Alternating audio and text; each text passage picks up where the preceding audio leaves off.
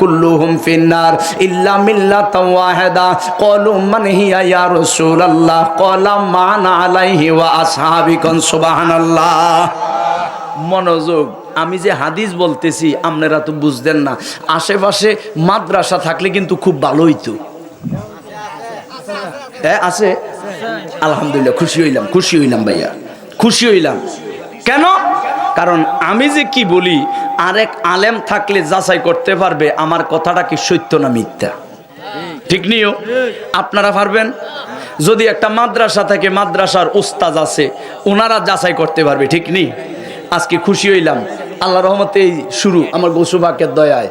এই যে এখন বলবো আরবিতে, উর্দুতে, ফার্সিতে, ইংরেজিতে, ইনশাল্লাহ আপনারা ক্লাসের কিতাব খুলে রাখেন। আমি যেই যেই কিতাবের নাম বলবো, যত পৃষ্ঠা বলবো আপনি খুলবেন। কতটা দলিল লাগবে, কত দলিল লাগবে, আল্লাহ রহমতে ফজর পর্যন্ত দলিল দেব। ফজরের টাইম শেষ হয়ে যাবে, আমার গৌসু বাকের ওসিলায় এই গোলাম খাজার সিনায় নবী মুস্তফার গোলামের বরকতে আল্লাহ যা দিয়েছেন কলমের ইলম শেষ হবে না। বলেন ঠিক কি না? জি, মনোযোগ। দলিল যদি মিথ্যা হয়, এখানে সবাইরে সাক্ষী রেখে আমি বলতেছি, সবাইরে সাক্ষী রেখে বলতেছি, একটা দলিল যদি মিথ্যা বলি, বানোয়াট বলি, তবে যেখানেই থাকেন একটা জুতার মালা বানাইবেন। কিসের মালা? আরো জোরে। সারা বাংলাদেশে ওয়াজ করি, বিভিন্ন প্রান্তে। গৌসুবাকে নেগাহ করো এমন কোনো জায়গা নাই, ডিস্ট্রিক্ট নাই আমার যাওয়া হয় না। ফুলের মালা তো আজীবন দিছে। যদি ভুল বলি, আপনি আজকে আমারে জুতার মালা দিবেন, কোনো আপত্তি থাকবে না, অভিযোগ থাকবে না। জুতার মালাটা নিয়ে এখান থেকে বিদায় নেব। আর যদি সঠিক বইলা থাকি, আপনার দুইটা ফাও ধরি, আগামীকাল সকাল থেকে এই দুশ্মনে রসুলের দল তালাক দিয়া আমরার মতো নবীর আশেক হইয়া যান। ঠিক কিনা বলেন? আবার নবী কয়, আল্লাহ কয় সব মুসলমানের আমি আদেশ দিতাম না। কেন কেন কেন জানতে চাইলে হাদিসে তাকাও। আমার নবী কয়, ইন্না বানি ইসরাঈলা তাফাররাকাত আলা সিনতাইন ওয়া সাবঈনা মিল্লাতান। এরে আমার উম্মত,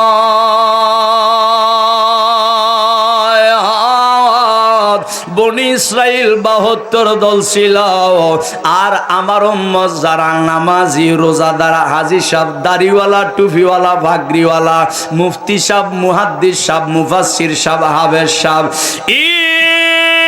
সমস্ত আলেম ওলামাদের মধ্যে, নামাজি রোজাদারের মধ্যে 73 দল হবে। কুল্লুহুম ফিন্নার, 72 দল নামাজ নিয়া, রোজা নিয়া, হজ নিয়া, দাড়ি নিয়া, টুপি নিয়া, ভাগরি নিয়া, এলেমের গাট্টি লইয়া, এলেমের বস্তা লইয়া, মেসওয়াক লইয়া 72 দল জাহান্নামে চলে যাবে। ইল্লা মিল্লাতান ওয়াহিদা, একমাত্র একটা দল যাবে বেহেশতে। সাহাবীরা কয়, নবী গো,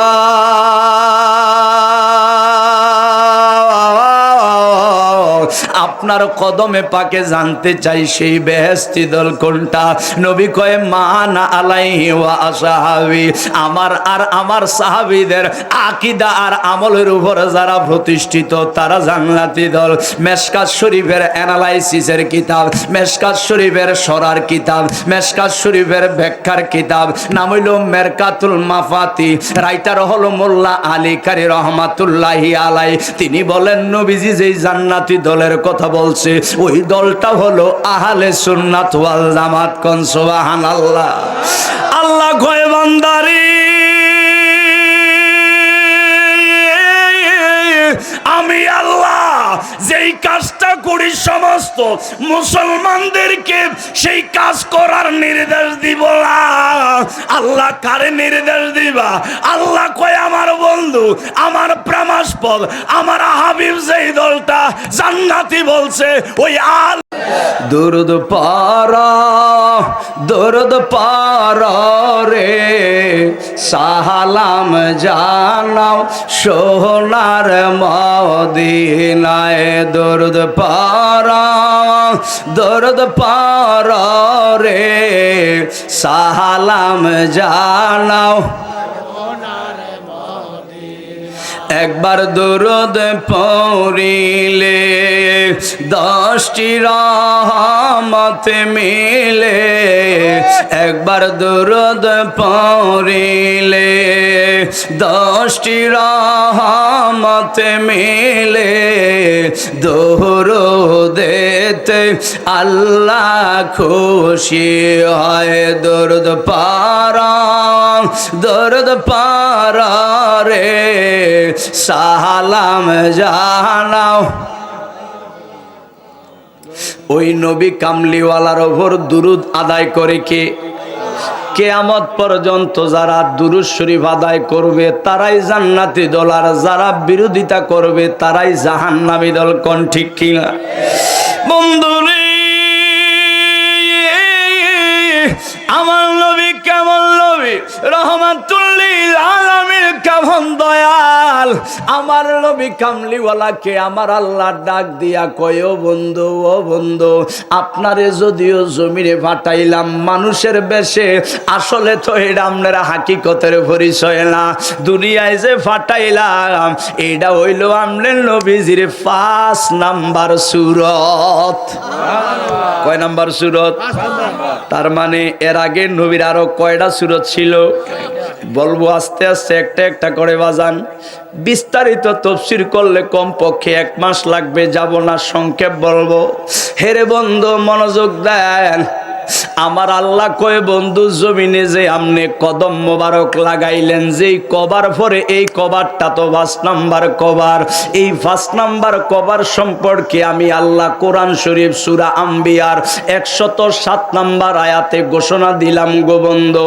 আমি আল্লাহর ঘোষণা হলো, ওয়ামা আরসালনাকা ইল্লা রাহমাতাল লিল আলামিন। আমার আল্লাহ সূরা আম্বিয়ার 107 নাম্বার আয়াতে বলছে, we didn't send you except as a mercy for the total creation, that means whole universe. আল্লাহ বলে, বন্ধু গো, আমনে নবী রহমাতুল লিল আলামিন জমিনে যে কদম লাগাইলেন, আমনে রহমাতুল লিল আলামিন সম্পর্কে আমি আল্লাহর ঘোষণা হইল, আমি খোদার খোদায়িত্ব যত জায়গায়, আমি রব্বুল আলামিনের কর্তৃত্ব যত জায়গায়, তত জায়গার জন্য আমনে নবীরে রহমত বানাইয়া পাঠাইছি। নবীজি হইল আল্লাহর রহমত। সুবহানাল্লাহ। নবীজি আল্লাহর কি? সবাই বলেন না, নবীজি আল্লাহর কি? তাইলে আমরা কি পাইছি? রহমত পাইছি। কি পাইছি? তো রহমত পাইয়া কিছু একটা করার দরকার না? এখন যে রহমত পাইলাম, রহমত পাইয়া কি করতে হবে? আমি ইমরান জিয়াদির জিগানের দরকার নাই। এই রহমত পাইয়া কি করতে হবে? আমার আব্বাজান গাজী মিল্লাত এম এ মান্নান জিয়াদি পীর সাহেব বাবাজান রে জিগানের দরকার নাই। এই রহমত পাইয়া কি করতে হবে? পৃথিবীর কোন মুফতি মুহাদ্দিস রে জিজ্ঞেস করার দরকার নাই। যেহেতু নবীর রহমত বানাইছে কে? আল্লাহ। তো আল্লাহ তুমি জবাব দাও, এই রহমত পাইয়া আমরা কি করব? আল্লাহ জবাব দেয়, শোনেন, মনোযোগ দেন। আমার আল্লাহ জবাব দেয়, সূরার নাম সূরা ইউনুস, আয়াত নাম্বার 58। কত? 58 নাম্বার আয়াতে আল্লাহ জবাব দিয়া দেয়, রহমত যে পাইলাম, রহমত পাইয়া আমি আমনে কি করমু? আল্লাহ কয়, শোন, তোদের কর্মসূচি আমি শিখাইয়া দেই। ও মুসলমান, তোরা কি করবি শোন। রহমত পেয়ে কি কর্মসূচি পালন করতে হবে আমি সূরা ইউনুসের 58 নাম্বার আয়াতে জানাইয়া দিলাম রে। আল্লাহ বলে, কুল বিফাদলিল্লাহি ওয়া বিরহমাতিহি ফাবিযালিকা فليفرحوا هو خير مما يجمعون। বলেন সুবহানাল্লাহ। আমার আল্লাহ বলে, বন্ধু আপনার নুরানি জবান মোবারক দ্বারা আপনি বলেন কেন? আল্লাহ কয়, হাবিব গো, আপনার জবানই তো হলো আমি আল্লাহ পাকের দলিল। ও আমার হাবিব, আপনি বলেন কিয়ামত পর্যন্ত যত আপনার উম্মত নরনারী আসবে, সমস্ত উম্মতদেরকে বলেন বিফাদলিল্লাহি ওয়া বিরহমাতিহি, আপনার উম্মতেরা আমি আল্লাহর যে ফজল পাইলো আর রহমত পাইলো, ফজল আর ফজল আর রহমত যে পাইলো, আল্লাহ তো কয় রহমত হইল নবীজি, কথাটা মনে আসেনি? আল্লাহ কয় বান্দা আপনার উম্মতদেরকে বলেন, আপনার উম্মতেরা আমি আল্লাহর যে ফজল পাইলো ফালিয়াফরাহু, তারা যেন আনন্দ করে, ঈদ করে। আল ফারহুন হলো মাজদার, মাদ্দা হইল ফারহা, মানে মূল অক্ষর ফারহা। ফারহুন থেকে, ফারহুনের সিনোনিম, ফারহুনের সমার্থবোধক শব্দ। বলে হুজুর এটা তো কঠিন বাংলা কইলেন, সমার্থবোধক শব্দ মানে কি? অর্থাৎ একই জিনিসকে যদি বিভিন্ন নামে ডাকা হয় এটারে কয় সমার্থবোধক শব্দ। যেমন সামনে আছে ফুল, সামনে কি? এটারে আবার কয় পুষ্প, ঠিক নিও? এই ফুল যেখানে ফুটে এটারে কয় বাগান, কি কয়? আবার এটারে কয় গগন। যেমন আকাশে চাঁদ, আবার এটারে কয় চন্দ্র, কয় নিও? চাঁদ যেটা, চন্দ্র সেটা, তারকা যেটা, তারাও সেটা, মানব যেটা, মানুষও সেটা। কথা কোন ঠিক কিনা? সুতরাং আল্লাহ কয় আল ফারহুন ফালিয়াফরাহু, আমি আল্লাহর রহমত পাইয়া তারা যেন আনন্দ করে, আমি আল্লাহর রহমত পাইয়া তারা যেন আনন্দ করে। ফারহুনের সিনোনিম সমার্থবোধক শব্দ হইল ঈদ। অর্থাৎ আমার আল্লাহ কয় বান্দারে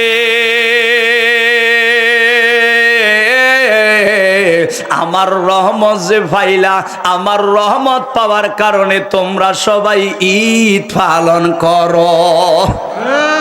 মনোযোগ দেন, আমার আল্লাহ কয় আমার রহমত পাইয়া তোমরা কি করো? ঈদ।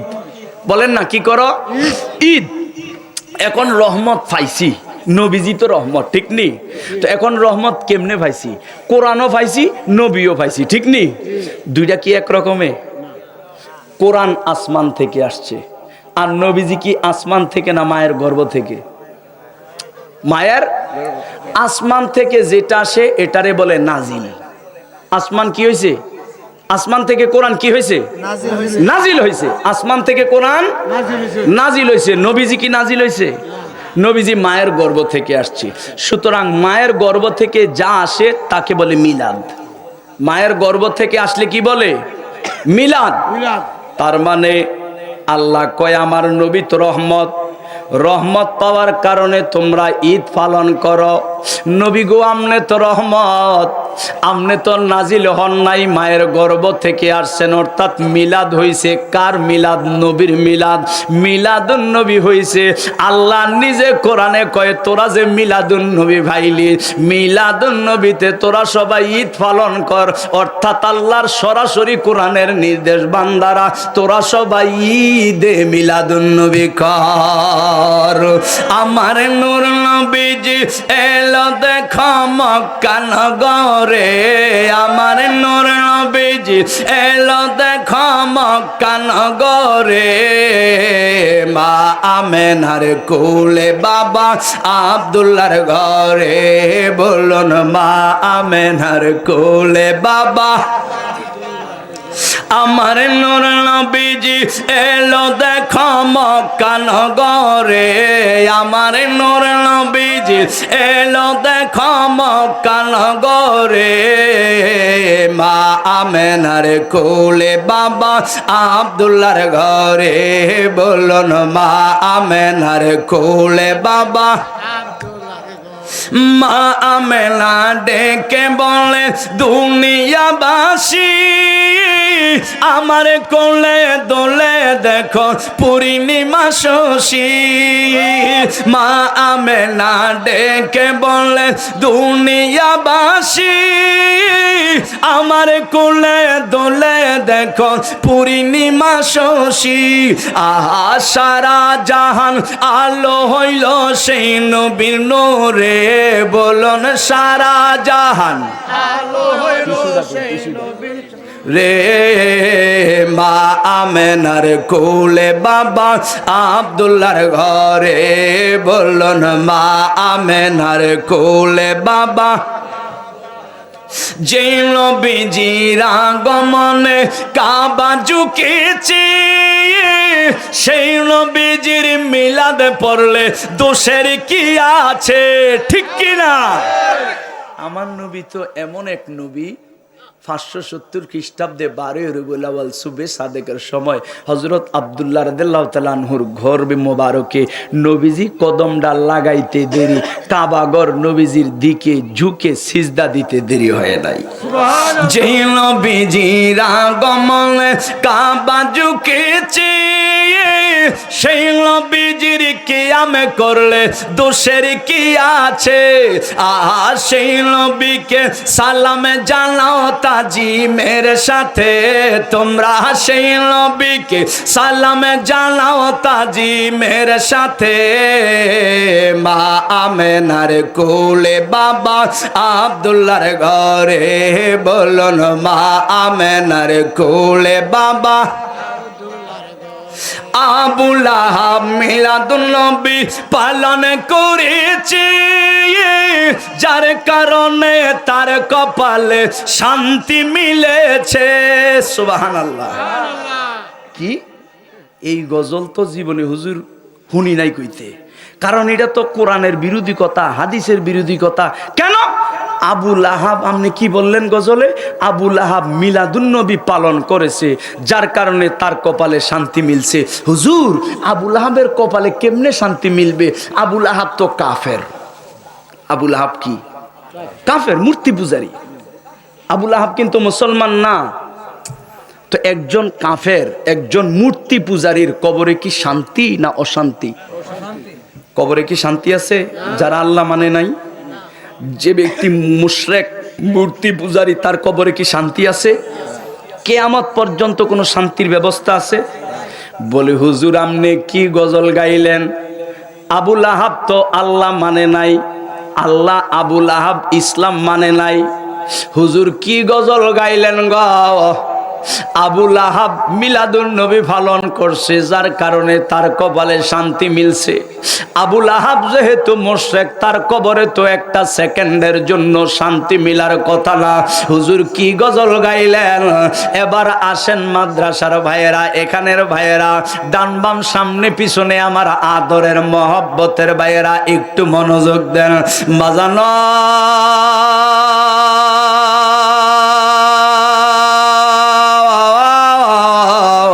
এটা তো আমার কথা না, কোরআন শরীফের পরে যেই কিতাবের জায়গা, কোরআনের পরে আল্লাহর জগতের মধ্যে শ্রেষ্ঠতম হাদিসের কিতাব, কোরআনের পরে যেই হাদিসের কিতাব নির্ভরযোগ্য নির্ভেজাল হাদিসের কিতাব, ওই কিতাবের নাম বুখারী শরীফ। বুখারী শরীফের মধ্যে একটা অধ্যায় আছে, ওই অধ্যায়ের নাম কিতাবুল নেকা।